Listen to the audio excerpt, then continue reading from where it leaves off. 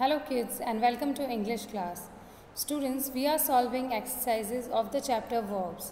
Now today there are some more exercises that we are going to solve on page number 19 and 20. So open page number 19 and 20 in your book. So the question is, in the following sentences, underline the verbs and circle the complements. Also write whether the verb is transitive or intransitive. So यहाँ sentences दिए गए हैं, आपको क्या करना है? You have to underline the verb. जो verb है उसे अंडरलाइन करना है, जो कॉम्प्लीमेंट है उसे सर्कल करना है और ये बताना है कि जो वर्ब आपने अंडरलाइन किया है वो ट्रांजिटिव है या इंट्रांजिटिव है. Clear? So the first one, Ashok wrote a letter. In this sentence the verb is wrote, yes, and it has an object. इसमें एक ऑब्जेक्ट है, दैट इज़ लेटर. सो ये वर्ब है ट्रांजिटिव वर्ब, क्योंकि जिस वर्ब के पास ऑब्जेक्ट होता है वो वर्ब होता है ट्रांजिटिव वर्ब. जिस वर्ब के पास ऑब्जेक्ट नहीं होता है वो अपने आप में ही कंप्लीट होता है, वो होता है intransitive verb. And complement is a word that is added to the verb to give to complete the sentence, to complete the predicate. Clear?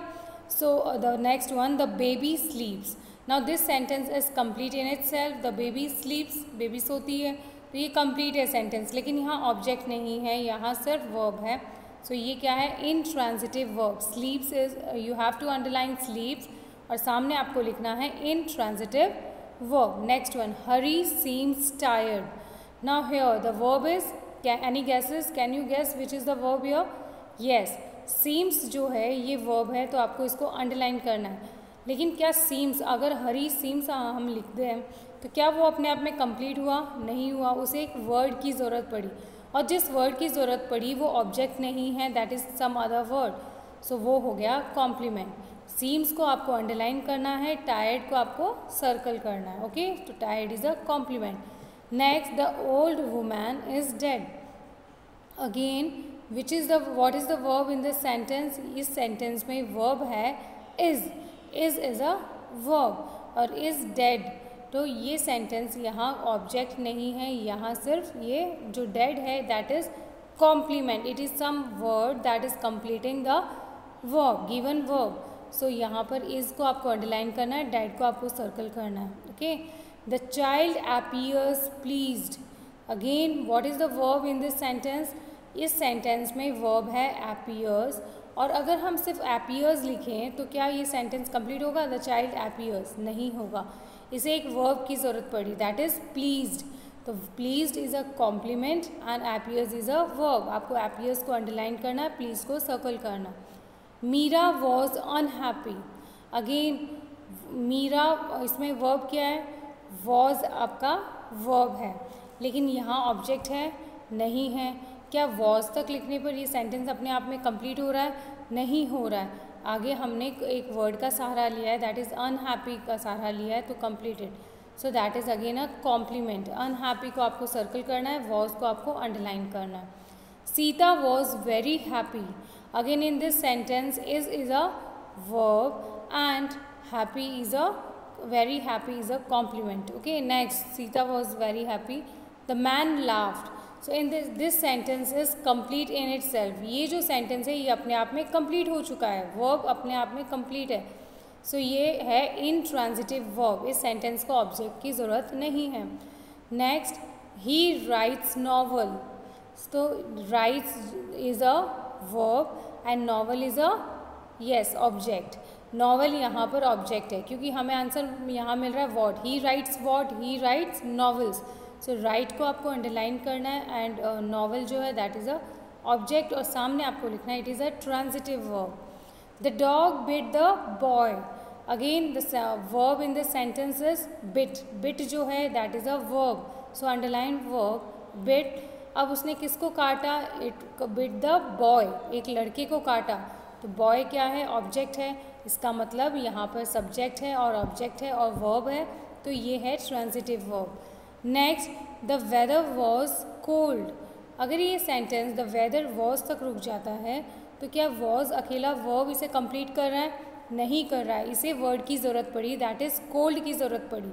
Cold is your complement, उसको आपको सर्कल करना है और वॉज को आपको अंडरलाइन करना है.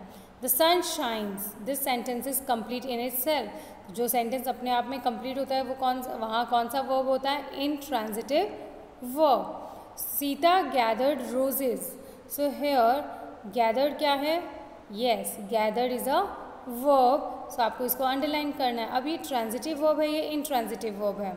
क्या आप बता सकते हो? यस, ये ट्रांजिटिव वर्ब है क्योंकि इसके पास ऑब्जेक्ट है रोज़. सो रोज़ आपका, रोजेज आपका ऑब्जेक्ट है, गैदर्ड आपका ट्रांजिटिव वर्ब है. तो सामने आपको लिखना है transitive verb. The boy made a kite. Again here verb is made, है ना. मेड जो है ये आपका वर्ब है, आपको इसको अंडरलाइन करना है. और क्या बनाया उसने? उसने काइट बनाया. काइट को आपको सर्कल करना है, that is a object. The fire burn the house. Again your verb is the boy made a kite. ये सेंटेंस, इसमें कौन सा वर्ब है? Transitive verb. सामने आप ट्रांजिटिव वर्ब लिखेंगे. Okay. The fire burn the house. The burnt is a transitive verb, underline it. और fire ने क्या जलाया? एक घर को जलाया. तो house is a object. Okay. Now the next page, turn your page. In this, the next sentence, sparrows chirp.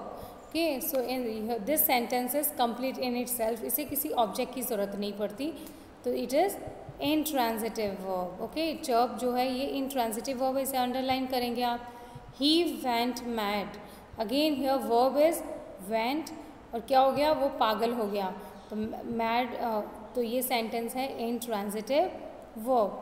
She looked sad. Again looked जो है ये इट इज़ इनकम्प्लीट, क्योंकि ये अपने आप में she looked बस इतना अगर होता तो ये कंप्लीट नहीं होता, है ना. तो ये आपका है कॉम्प्लीमेंट. सैड जो है दैट इज़ अ कॉम्प्लीमेंट. तो हम looked को अंडरलाइन करेंगे और सैड को सर्कल करेंगे. Clear. Next exercise, in the following sentences pick out the objects and complements. So what you have to do in this sentences, आपको ऑब्जेक्ट्स और complements को अलग अलग करना है, अलग अलग ब्लैंक्स में लिखना है. ओके. सो अभी तक हमने जो सॉल्व किया है वो और भी क्लियर हो जाएगा जब आप इस क्वेश्चन को सॉल्व करेंगे. So he broke the slate.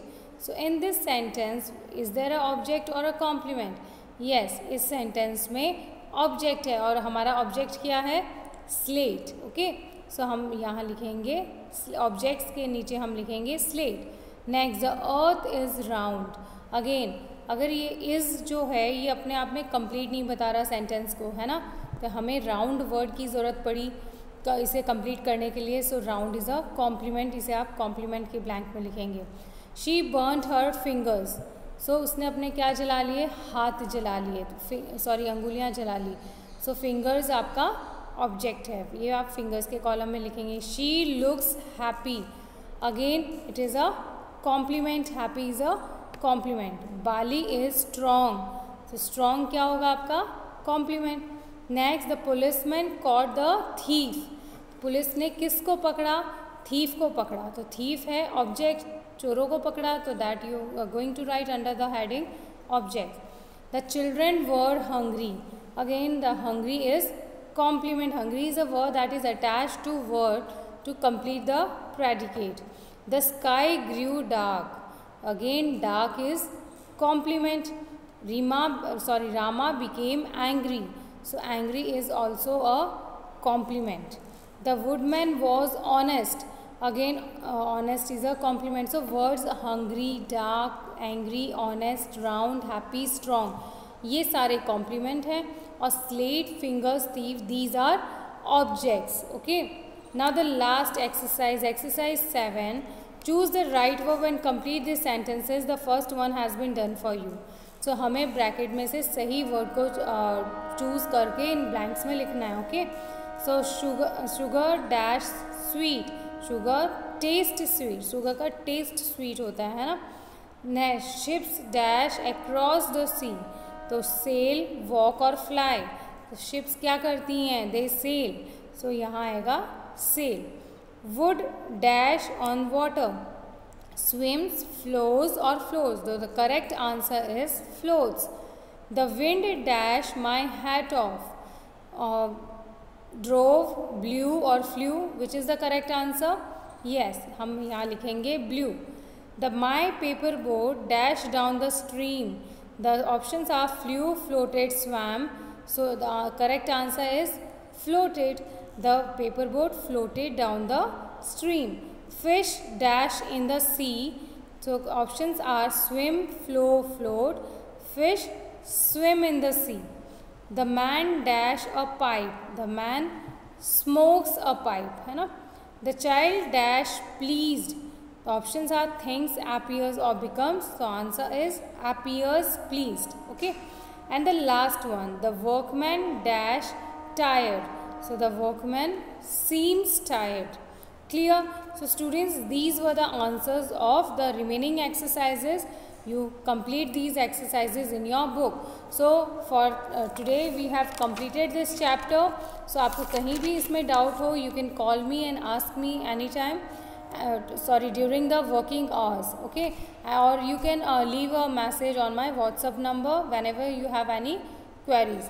Till then you have to complete this chapter. इसकी सारी एक्सरसाइज मैंने करवा दी है. अगर आपने पहले कोई वीडियो नहीं देखा तो वो भी आपको देखना है, उसमें भी मैंने एक्सरसाइज करवाई है. So I will send you PDF and from that you can copy the notes or the answers in your book. Okay, that's all for today. Thank you and have a nice day.